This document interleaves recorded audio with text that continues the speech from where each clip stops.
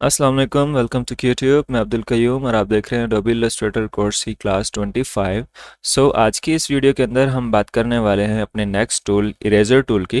Eraser tool और उसके साथ हमारे पास सीजर्स टूल और नाइफ टूल आते हैं दोनों एक साथ। तो आज की इस वीडियो के अंदर हम इन तीनों पर बात करने वाले हैं और इनको डिटेल के अंदर डिस्कस करेंगे। इरेजर टूल लेकर जब हम अपने आर्टबोर्ड की तरफ बढ़ते हैं तो यहाँ पर देखें कि हमारे आर्टबोर्ड के ऊपर जो कर्सर है वो पेंसिल का आ रहा है और उसके साथ एक ब्लॉक का साइन शो हो रहा है। इसका मतलब ये है कि यहाँ पर खाली आर्टबोर्ड के ऊपर हमारा इरेजर टूल वर्क नहीं करेगा। इसके लिए हमें अपने आर्टबोर्ड के ऊपर कुछ शेप्स चाहिए होगी। तो शेप्स ड्रॉ करने के लिए हमें रेक्टेंगल टूल या कोई भी टूल लेकर हम अपने आर्टबोर्ड के ऊपर कुछ शेप्स ड्रॉ कर लेते हैं। मैं यहाँ पर रेक्टेंगल टूल लेकर अपने आर्टबोर्ड के मिडल के अंदर एक रेक्टेंगल ड्रॉ करता हूँ, एक स्क्वायर ड्रॉ करता हूँ एंड इसको यहाँ से कलर स्वेचेस के अंदर आकर यहाँ से कोई भी रैंडम कलर दे देता हूँ। तो यहाँ पर देखें कि मैंने एक शेप ले ली अपने आर्टबोर्ड के ऊपर। अब जब हम अपने इस इरेजर टूल को इनेबल करके इस इरेजर टूल को लेकर अपने आर्टबोर्ड की तरफ बढ़ते हैं तो यहाँ पर देखें कि हमारे पास एक आइकन शो हो रहा है जिसके अराउंड एक छोटा सा सर्कल है। असल में ये छोटा सा सर्कल हमारे इरेजर का साइज है। अगर हम इसको बढ़ाना चाहें तो ब्रैकेट्स का इस्तेमाल करते हुए हम इसको साइज़ को इंक्रीज़ भी कर सकते हैं। ब्रैकेट्स जो कि हमारे पास यहाँ पर देख सकते हैं कि कौन सा साइन है हमारे कीबोर्ड के ऊपर। तो इस तरह से हम इसको बढ़ा भी सकते हैं एंड इस तरह से इसको कम भी कर सकते हैं। दूसरा तरीका इस इरेजर के साइज़ को बढ़ाने का ये है कि हम अपने इरेजर टूल पर डबल क्लिक करते हैं तो यहाँ पर इरेजर टूल के ऑप्शंस आते हैं। इसके अंदर हमें एंगल्स, राउंडनेस कितनी रखनी है वो मिल जाती है। उसके अलावा एंगल क्या रखना है, जब हम अपने राउंडनेस कम करते हैं तो उस सूरत में यहाँ पर हमारे एंगल सेट हो जाते हैं।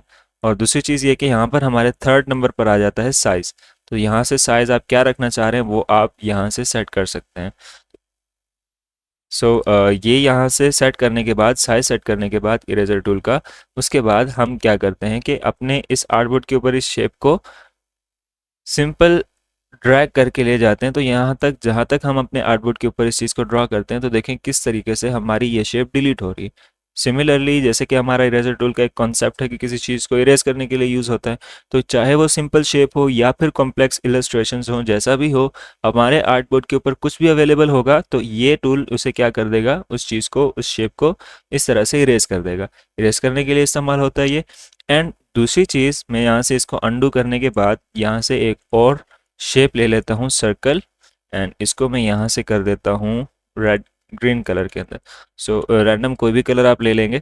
तो यहाँ पर देखें कि मेरे पास यहाँ पर अपने आर्टबोर्ड के ऊपर मैंने दो शेप्स ले लिए।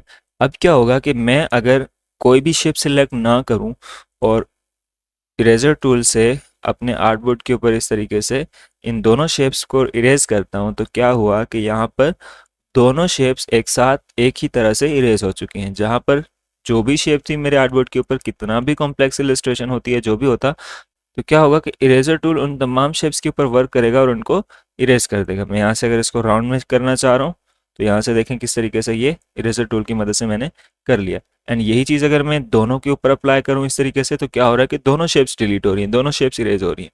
यहाँ से अंडू करके अब नेक्स्ट मैं क्या करूँगा, अपनी एक शेप को सिलेक्ट कर लूँगा। मैंने यहाँ से सर्कल को सिलेक्ट कर लिया है और उसके बाद इरेजर टूल लेकर जब मैं यहाँ से इसको इरेज करता हूँ तो अब देखें कि हमारी जो स्क्वायर था उसके ऊपर इरेजर ने वर्क नहीं किया, उसको इरेज नहीं किया। सिर्फ जो सिलेक्टेड शेप थी, जो कि हमारा सर्कल सिलेक्टेड था, सिर्फ उसी को इरेज किया इसने। तो इस तरह से हमारे शेप्स को इरेज करने के लिए इरेजर टूल यूज़ होता है। अगर आप शेप को सिलेक्ट करके रखेंगे तो उसी पर वर्क करेगा।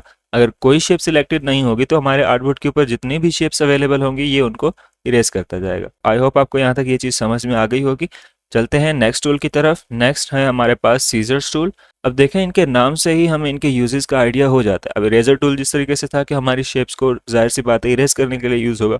सीजर टूल क्या करता है, जैसे हम सीजर यूज़ करते हैं किसी रोप को, किसी धागे को काटने के लिए, तो यहाँ पर सीजर टूल क्या करेगा, हमारे किसी पाथ को कट करेगा, किसी पाथ को उसी तरीके से एज अ स्ट्रिंग ट्रीट करेगा और उसको वहाँ पर कट लगा देकर इस तरीके से हम अपने पाथ्स को सेपरेट कर सकते हैं, ब्रेक कर सकते हैं। एंड नाइफ टूल, जिस तरीके से नाइफ ऑब्वियसली किचन के अंदर यूज़ होता है किसी चीज़ को कट करने के लिए, उसके पीसीस करने के लिए, तो यहाँ पर भी इसी तरीके से नाइफ टूल यूज़ होगा हमारी शेप्स को कट करने के लिए। देखते हैं किस तरीके से। बढ़ते हैं सीजर्स टूल की तरफ।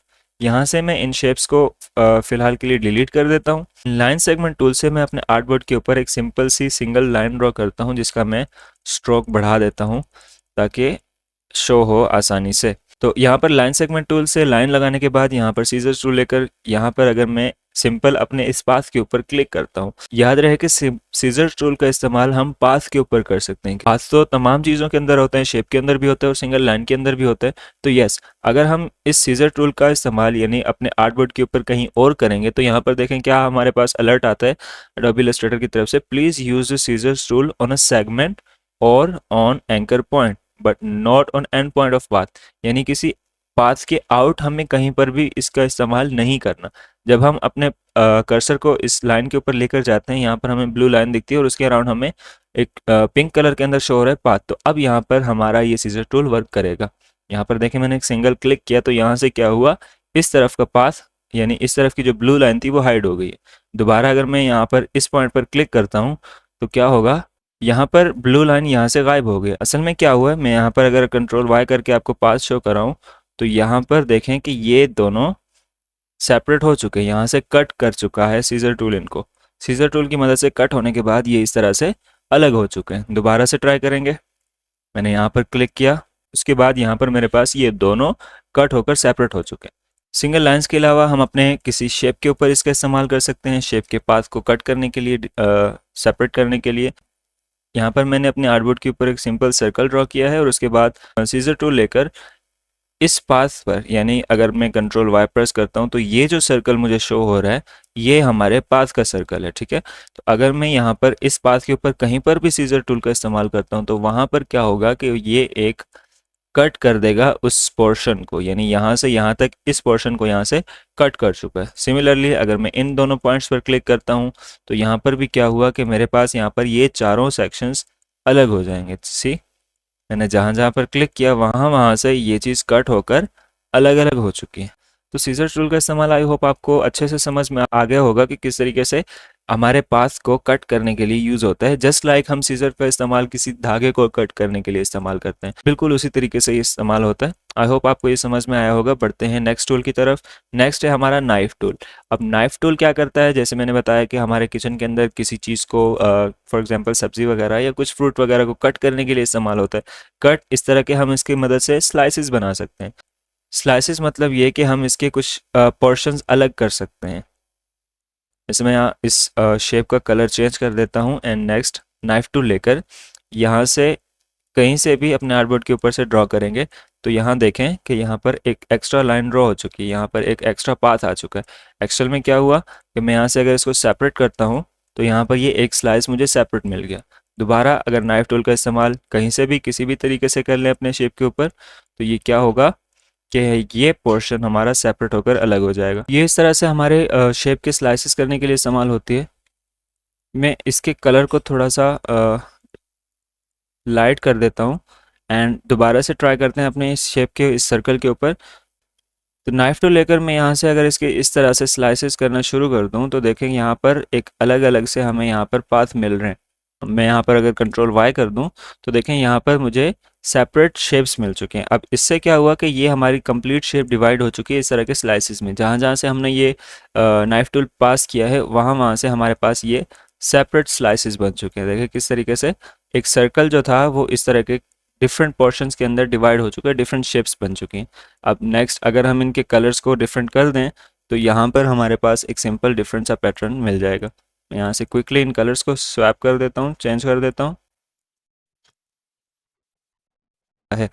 तो इस तरह से हमारा नाइफ टूल हमारी शेप को, किसी भी शेप को, किसी भी पाथ को इस तरह से कट करके उनको डिफरेंट स्लाइसेस में कन्वर्ट कर देता है। जस्ट लाइक एक नाइफ का इस्तेमाल हम किसी फ्रूट पर या किसी चीज़ के ऊपर इस्तेमाल करके उसकी स्लाइसेस करते हैं।